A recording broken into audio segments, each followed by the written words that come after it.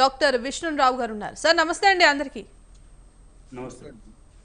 Yes Jayaram గారు, ఇవాళ అటు తెలంగాణలో అటు ఏపీలో ఇటు తెలంగాణలో కూడా ఆరోగ్యశ్రీ సేవలు పూర్తిగా బంద్ అయ్యాయి. మరి ఇటు పేద ప్రజల పరిస్థితి ఏంటి? మరి ఇందుకు సంబంధించి ఆల్టర్నేట్గా ఏమైనా ప్రభుత్వం చర్యలు తీసుకునే అవకాశం కనిపిస్తోందా? మీకు ప్యానెల్లో ఉన్న మిత్రులకు ప్లస్ ప్రేక్షకులకు నమస్కారాలండి. నేను చాలా సందర్భం లోపల ఇలా ఆరోగ్యశ్రీ కోసమే డిస్కస్ చేశాను. ఇక్కడ ఆరోగ్యశ్రీ విషయానికి వచ్చినప్పుడు 2 అంశాలు క్లియర్గా మాట్లాడాను. ఆరోగ్యశ్రీ అనేది విస్తృతమైన సేవలు అందించాలి, ఇవ్వాలి అనే ఆశయం ఒకటి సరిపోదు.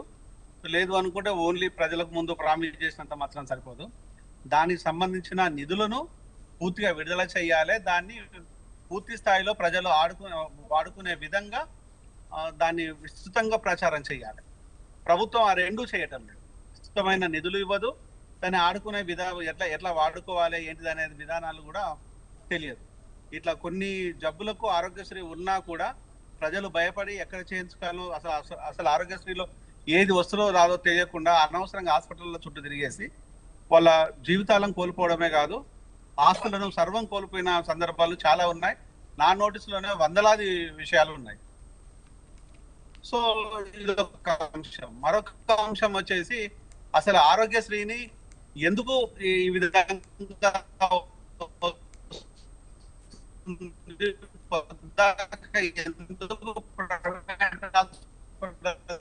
దీన్ని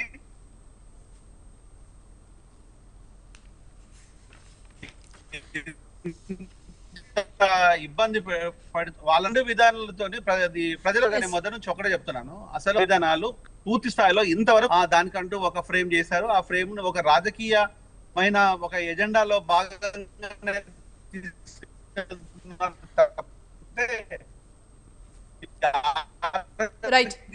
ఇట్లా చెయ్యాలి.